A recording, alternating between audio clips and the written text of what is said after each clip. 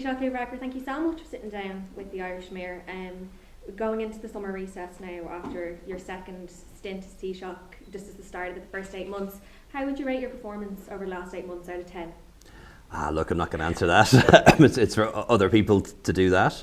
Certainly, if you look at the things that I very much set out to do when I was re-elected Taoiseach back in December, one was to secure an agreement on Brexit. We have the Windsor framework agreed. The third agreement we've agreed with the British government now, and hopefully it's the one that will stick. Really wanted to help people with the cost of living. I think we've done a lot on that, but there's more we need to do.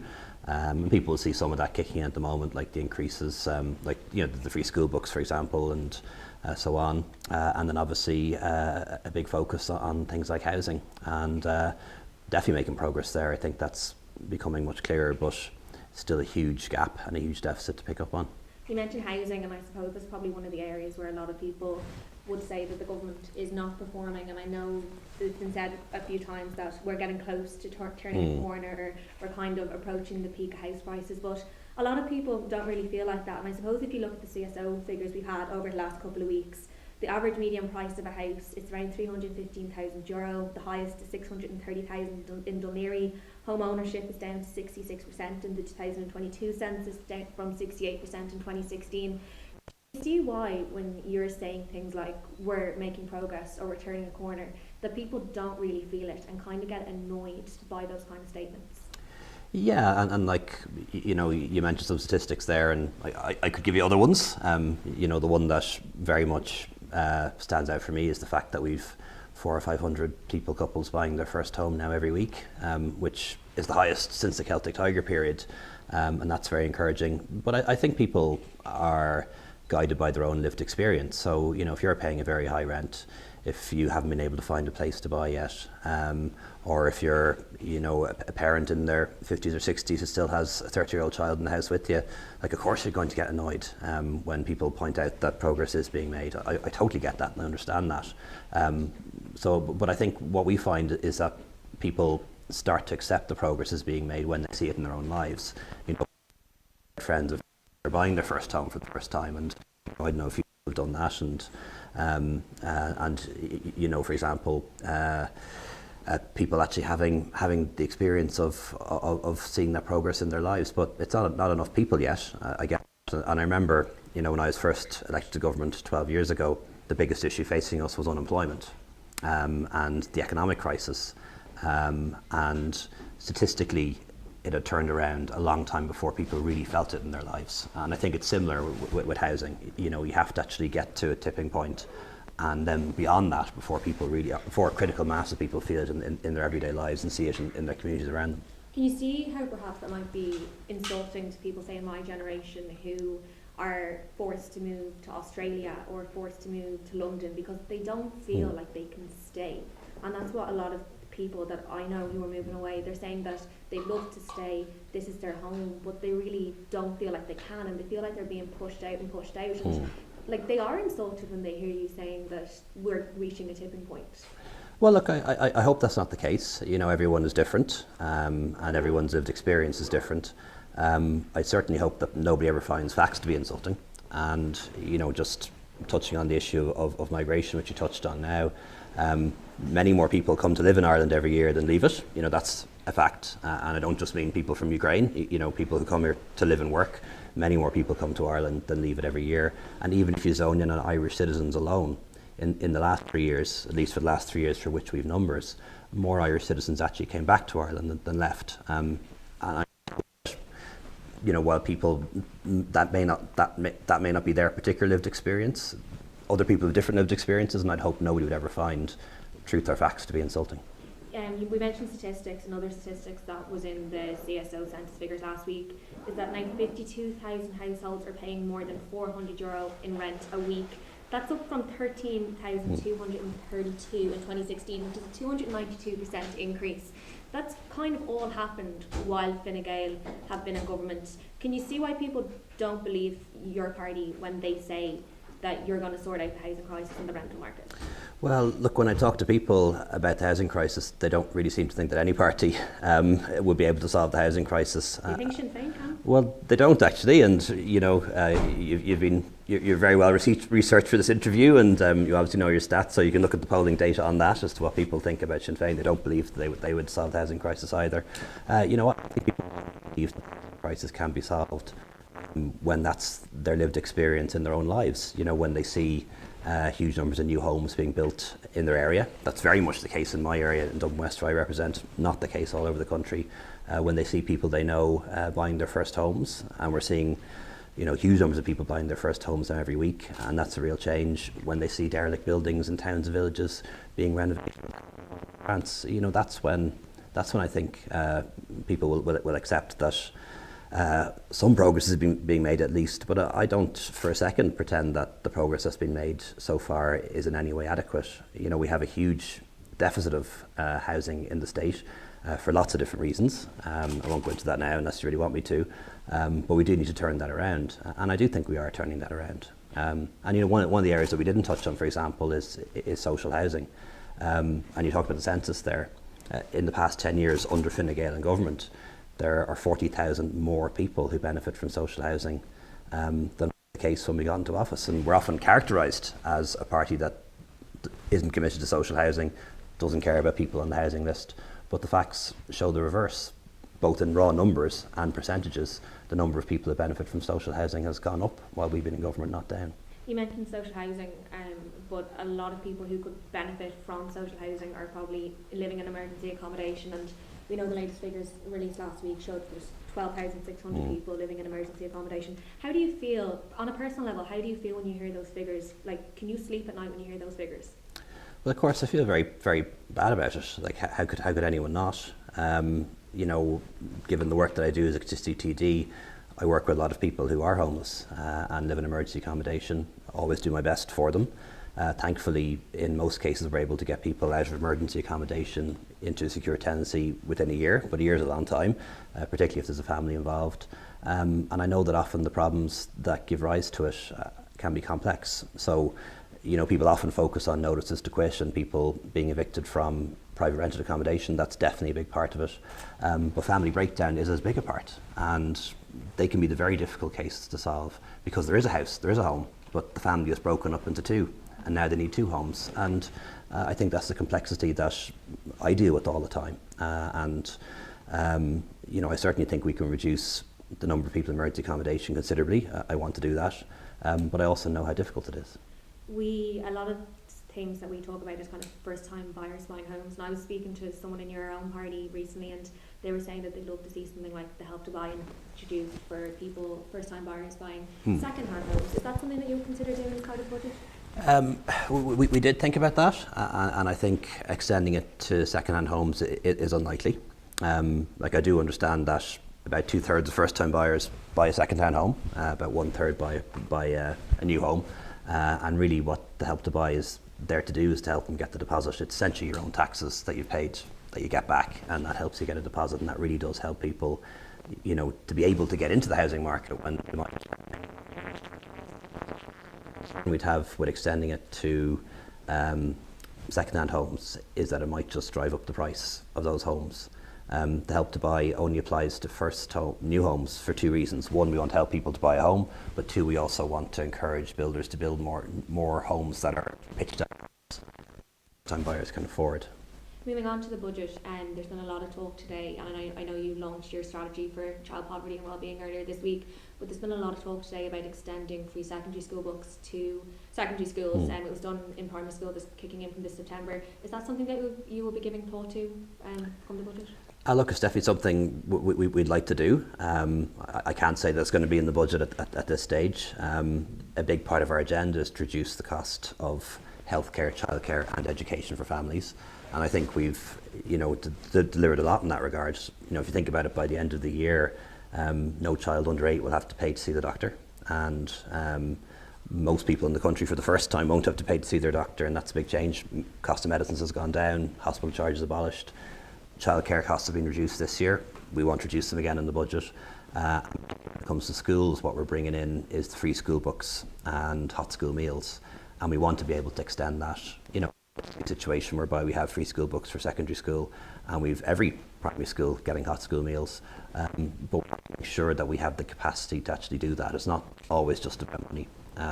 It's about having the systems in place and the people in place, and it's a big step to bring in free school books for primary school.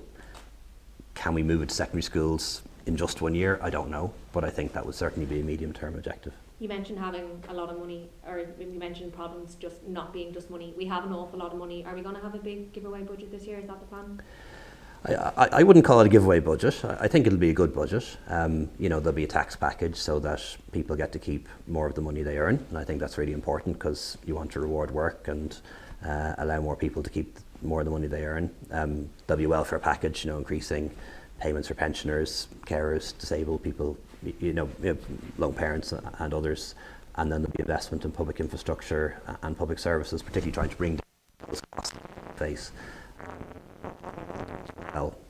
Is not to us, and it's very tempting to do that. If you're a politician, ultimately you want to get re-elected, you want to be popular, but we're going to think not a popular thing. We're going to, instead of spending that, we're going to use it to pay down the debt, and we're going to use it to set aside for future infrastructure needs and future pension costs, because I never want any government to have to face the kind of decisions that I would have had to face in 2011 when I first got into government, where the country was broke, the IMF and the Troika were in town, and we spent the first 3 or 4 budgets working out what we were going to cut. And I want to make sure that the next government or the one after, even if it isn't a government, is never facing those kind of decisions again. Well, of course, it was never mine. It was sort of a lesson in politics. Float an idea or ask it to be considered, and all of a sudden it's your big idea. It's an option that I asked to be considered. But I think what's more likely to be in the budget is what we've been doing in the last couple of budgets, which is to increase the point at which people pay the high rate of income tax. That won't be the only thing we do, because a lot of people don't earn enough to pay the high rate of income tax. So we need to do something to help them out as well, either through tax credits or the USC. But the basic principle is that any worker who pays income tax will see some income tax relief in the budget, so they can get to keep more of what they earn. Can I ask about Garda numbers? It's obviously been a really hot topic over the last couple of weeks since that attack on a tourist on Talbot Street. Would you, without your Garda escort now, would you walk around Dublin alone at night? Oh yeah, I would. And with or without Garda escorts, I'm in Dublin all the time. I was on Parnell Street yesterday. I was in Musashi Sushi for some sushi, and then I went to the City World to watch Oppenheimer. And yes, I do have a plainclothes Garda person, but I didn't need it. I got a smart remark for 1 or 2 people on the street, but I could get that in Donnybrook or any part of the country. So I'm not afraid to be in the city. I think I've been on College Street 3-4 times in the last couple of months for one reason or another. So I think Dublin is a relatively safe city, but no city unfortunately is 100% safe. There's been kind of this suggestion that it's the north inner city that's unsafe. A lot of talk about O'Connell Street, a lot of talk about Talbot Street. But we had a story in the Irish Mirror today about a guy from London who was attacked on Camden Street in the middle of the night. He was knocked unconscious, he was robbed. That was actually done by 2 women. So can you accept that it's kind of a city-wide issue that these attacks are taking place rather than just in one place, and that perhaps when people hear stuff like that, they go, okay, so maybe it's not just O'Connell Street that's unsafe, it's the whole of Dublin City? Oh no, I think assaults can happen anywhere, not just in Dublin, but in any part of the country and also in any part of the world, and the facts bear that out. And it is the case though that generally speaking, if you look at murder rates, public order offences would be lower in Ireland than would be the case in most of the European countries or North America, for example. Much more dangerous given the level of gun crime and so on. And of course, most assaults actually happen in people's homes by people they know, which is something we shouldn't forget. And that's one reason why Minister McEntee in particular has focused on the whole issue of domestic and gender-based violence and violence against women. Like, more women have been killed this year so far by men they knew than there have been gangland murders, to use that awful term. And that's one of the reasons why we're prioritising that. And I do get bothered when people kind of make out that Mr. McEntee is focusing on things that are woke. You know, gender-based violence is pretty serious, and you know, so are hate crimes. You mentioned Minister McEntee. Over Fianna Fáil put out a statement earlier saying that they didn't have confidence in her and they wanted her removed. Do you think that is helpful? I know Over Fianna Fáil is obviously separate from the senior branch, but it is still coming from its members. Do you think that's an appropriate or helpful comment for them to make?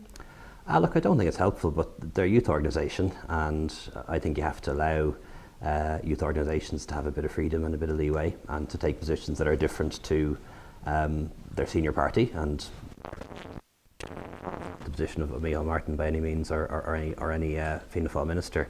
And you know, I met with young Fine Gael yesterday actually in Fine Gael headquarters, and you know, I sort of encouraged them to be independent and outspoken, maybe to a point, but I think you have to allow youth organisations of political parties to be a bit different and to be a bit edgy, and I understand that, but I don't think it would be correct to say it was helpful in any way. And just kind of moving on, you said over the last couple of weeks and couple of months that you'd like to see this coalition returned. You'd like to go back in with Fianna Gael, or you are Fianna Gael, Fianna Fáil and the Greens. Do you think that's realistically what people want? I'm sure you've seen the comments that you get on Twitter and on Instagram and on everywhere else. Do you genuinely think that's what people want, you to go back in with the Greens and people? Well, look, we'll find out on election day, whenever that comes. One thing I definitely know is comments on Twitter or on social media are not reflective of the view of the general population. You know, somebody's been elected 4 times now to the Dáil with an increased vote on every occasion. I know that what people say online isn't necessarily how they vote in ballot boxes, and most people, thankfully, aren't on Twitter and don't engage all that much in online political commentary. I suppose it's reflected in the polls though as well. I mean, if you look at the Sunday Times poll there from last month, your personal popularity rating, you were at 36%, and you're kind of constantly coming down below Mary McDonald, below Micheál Martin. You mentioned all the things that you're doing and all the things that you want to do. Why do you think it is that you're not connecting with people, or that people aren't connecting with you? Well, look, I think these things go up and down. I've been leader of my party now since 2017, so it's more than 6 years, going on 7. For prolonged periods of that, I've been the most popular leader, and on many occasions as well, I've come in behind the other leaders, and those things go up and down. But I don't get fixated on them or phased about them. I remember Micheál Martin saying to me that when, you know, he was the leader of the opposition, and of course I was way ahead of him in the polls, and he said that doesn't faze him. And of course, when the next election came, he became Taoiseach. You've said a number of times you won't go into government with Sinn Féin, but in the possibility that Fianna Fáil or the Greens are wiped out, who would you go in with? So yes or no, would you go with Labour? Yeah, we'd be open to talking to Labour, yeah. We've been in government with them before and it's worked well. Soc Dems? We'd certainly talk to them. I think it's fair to say that the Soc Dems are now very close to Sinn Féin. So I might just leave it at that for now, but I think it's clear that the Social Democrats would much prefer to be in government with Sinn Féin, and I think for people considering voting for them, that's something they have to bear in mind. And what about people for profit? I just don't think that would work. There are some good people there, by the way, and people who've shown a lot of leadership on some very important issues, and people there who I'd like, but I don't think just on policy and ideology we'd be compatible. I mentioned your performance in the polls. There's been quite a lot of social media commentary and online commentary perhaps about your judgment. I'm sure you remember before Christmas there was a big article in the Sunday Independent with people questioning, in your own party, questioning your judgment about certain things. Are you happy with how you've behaved in office and your behaviour and your performance to date? Well, look, I think the most important thing is to focus on results and focusing on the issues that people care about the most. The issue that comes up the most for me is the cost of living, and I think government has done a huge amount, to bring inflation down. Inflation is now coming down. That's not to say prices are coming down, that's a different thing. But a lot done, to help people with energy bills, to help people with the cost of healthcare and childcare, want to do more on that. Touched on housing as well. A real focus on child poverty and well-being. And I think that's what matters to people the most. Their jobs, their houses, their homes, the quality of their kids' education. And that's the kind of stuff that I think politicians should be focused on. You do accept that criticism is still there, like people still refer to you as Leo the Leak. people still mention things that you've done, videos that have circulated, things that you've said in the door that people didn't agree with on homelessness and stuff like that. Do you think the criticism that has been there has been fair? Oh, look, I think there'll always be criticism. I remember when Micheál Martin was Taoiseach, faced plenty of criticism. Bertie Ahern before that, Enda Kenny, Brian Cowan. It's part of the job. You have to accept that people are going to be critical of you personally. They're also going to be critical of the decisions you make and the things you do. But it's never the case that you're going to be able to make everyone happy or be supported by everyone. But you hope that you can have a critical mass of people who think that you're on their side or know that you're on their side and are trying to make their lives better. All going well, we've 18 months left of this government until we have a general election. Is there anything that you'd like to focus on or any priorities that you have between now and February or March 2025? I know universal healthcare is something that is being looked at and it's coming slowly, but I suppose it's starting to come. Yeah, well, like aside from the cost of living and housing, which we touched on already, two areas that are really whole issue of child poverty and well-being, and have set up a dedicated unit here in the Department of Taoiseach. I'm very conscious that for the vast majority of people in the country, they get a very good start in life, but some kids don't, and I want to make sure that we have equal opportunity for all kids in the country, and that's going to be a big focus of the work that we do, and there'll definitely be a whole theme around child poverty and well-being in the forthcoming budget. And the other thing which you mentioned is universal healthcare, where I think that's one of the unfinished projects of our republic. We are one of the few countries in Europe where people still have to pay a lot of money for healthcare, and that is changing, and want to make sure that we make sure that healthcare is affordable for everyone, that it's more accessible, and that once people do get in, that they get high quality healthcare.